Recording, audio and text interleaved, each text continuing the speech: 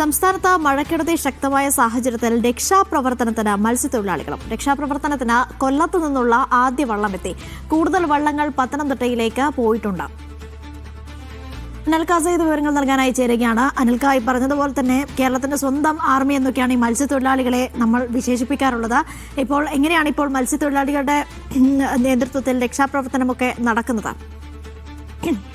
അനീഷ, അതായത് പത്തനംതിട്ട റാന്നിയിലുണ്ടായ അപ്രതീക്ഷിതമായ വെള്ളപ്പൊക്കത്തിൽ അവിടെ രക്ഷാപ്രവർത്തനത്തിനായിട്ടാണ് കൊല്ലത്ത് നിന്ന് അതായത് വള്ളങ്ങൾ പുറപ്പെട്ടിട്ടുള്ളത്. അതായത് ഉച്ചക്കാണ് കൊല്ലം കുണ്ടറയിൽ നിന്ന് ആദ്യ വെള്ളം പുറപ്പെടുകയും ചെയ്തിട്ടുള്ളത്. ഇതുമായി ബന്ധപ്പെട്ട് ജില്ലാ കളക്ടറുടെ നിർദ്ദേശപ്രകാരമാണ് കൊല്ലം കുണ്ടറയിൽ നിന്ന് ആദ്യത്തെ വെള്ളം പുറപ്പെടുകയും അതായത് അല്പനേരം മുമ്പ് അവിടെ എത്തുകയും ചെയ്തിട്ടുള്ളത്.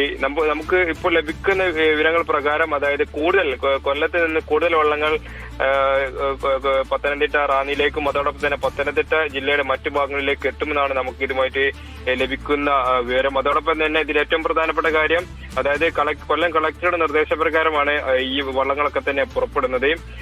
ഇന്ന് ഉച്ചക്ക് ഫിഷറീസ് ഡി പോർട്ട് ഡിവിഷൻ കൗൺസിലർ വിൻസി ബോയ്ജ് അതോടൊപ്പം തന്നെ ഇവരൊക്കെ സാന്നിധ്യത്തിൽ കൂടിയാണ് ആദ്യത്തെ വെള്ളം പത്തനംതിട്ടയിലേക്ക് പുറപ്പെട്ടത്. അതായത് കുണ്ട്രയിലുള്ള ജോണിന്റെ വള്ളമാണ് ഈ ഇത്തരത്തിൽ ഈ രക്ഷാപ്രവർത്തനത്തിനായി പത്തനംതിട്ടയിലേക്ക് പുറപ്പെടുകയും ചെയ്തിട്ടുള്ളത്.